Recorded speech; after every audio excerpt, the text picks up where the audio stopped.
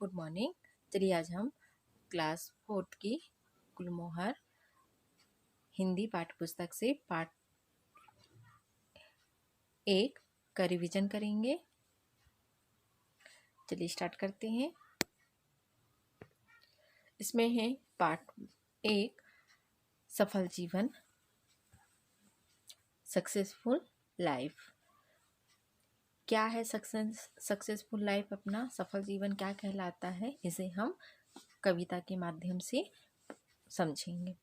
वही जीवन सफल है जो किसी के काम आए, सदा ही दूसरों के हित गगन से मेघ झरता है, सदा साखी पथिक को रम्य छाया दान करता है।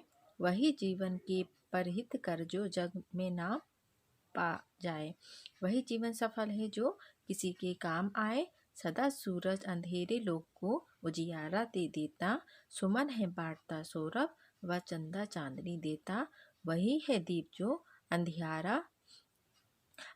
में भी रोशनी लाए, वही जीवन सफल है जो किसी के काम आए। हजारों जन्म लेते हैं, हजारों मृत्यु पाते हैं, जरा सी आँख फिरते ही उन्हें सब भूल जाते हैं। वही है धन्य जिसकी याद युग युग तक चली आए, वही जीवन सफल है जो किसी के काम आए। अब इस कविता के माध्यम से जो कवि हैं वो समझाना चाह रहे हैं कि हमेशा हमें दूसरों के काम आना चाहिए, तो वही जीवन अपना सफल कहलाता है ना। तो जिसमें पहली लाइन है, वही जीवन सफल है जो किसी के काम आए, सदा ही दूसरों के हित गगन से मेघ झरता है, सदा साकी पति को रम्य छायादान करता है। मतलब यहाँ पर इस कविता का सारांश ये निकल रहा है कि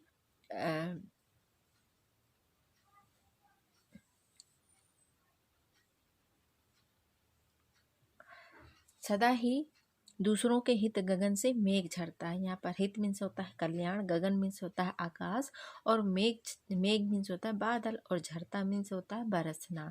तो सदा ही जो आसमान से जो वर्षा होती है वो हमेशा सबके लिए हित कल्याणकारी होता है। वो सबके लिए, उससे मतलब जब बरसात होती है तो वो सबके लिए भलाई ही करता है।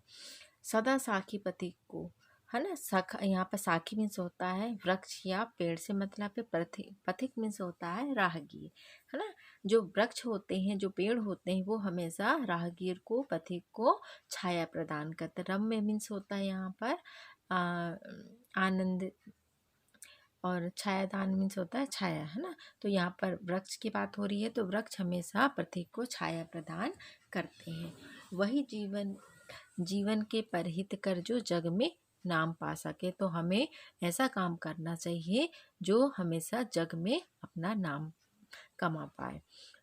सेकंड लाइन है, वही जीवन सफल है जो किसी के काम आ जाए, सदा सूरज अंधेरे लोग को उजियारा दे देता, सुमन है बांटता सौरभ व चंदा चांदनी देता। तो यहाँ पर इस कविता का ये सारांश निकल रहा है कि जो सूर्य होता है वो हमेशा संसार को उजाला देता है ना। फिर लोक मीन्स होता है संसार, उजियारा मीन्स होता है प्रकाशमय, है ना, उजाला। फिर सुमन मीन्स होता है फूल, सौरभ मीन्स होता है बांटना। ठीक है, तो अब पढ़ते हैं। सदा सूरज अंधेरे लोग को उजियारा दे देता है। जो सूरज जो होता है वो सारे संसार को, सारे जग को उजाला प्रकाश प्रदान करता है। सुमन है बांटता सौरभ, जो फूल होते हैं वो सबको सुगंध प्रदान करते हैं। वह चंदा चांदनी देता, जो चांद होता है, जो चंद्रमा होता है, वो हमेशा चांदनी बिखेरता है। वही है दीप जो अंधियारा में भी रोशनी लाए। अब यहाँ पर दीप मीन्स होता है दीपक। जब दीपक जलता है तो अंधकार को भी प्रकाशमय बना देता है। वही जीवन है, वही जीवन सफल है जो किसी के काम आ जाए। हजारों जन्म लेते हैं, हजारों मृत्यु पाते हैं, जरा सी आँख फिरते ही उन्हें सब भूल जाते हैं।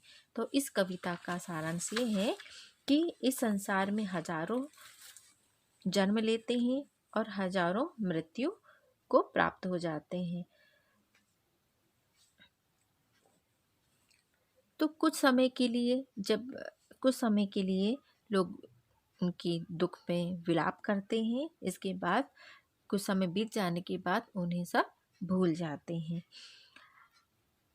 वही है धन जिसकी याद युग युग तक चली आए, वही जीवन सफल है जो किसी के काम आए। मतलब यहाँ कहने का मतलब है, हजारों लोग जन्म लेते हैं और हजारों मृत्यु पा जाते हैं और थोड़े समय के बाद उन सबको भूल जाते हैं।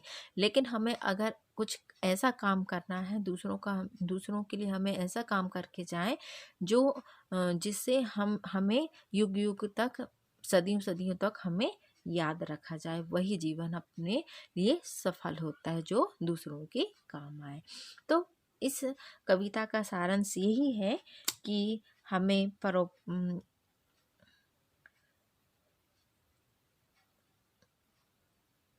हमेशा क्या होना चाहिए, परोपकारी बनना चाहिए। ठीक है, परोपकारी जन का जीवन ही संसार को सफलता प्रदान करता है और हमें हमेशा परोपकारी ही बनना चाहिए। ठीक, तो ये लेसन है आपका फर्स्ट लेसन, जिसे हमने आपको समझाया है।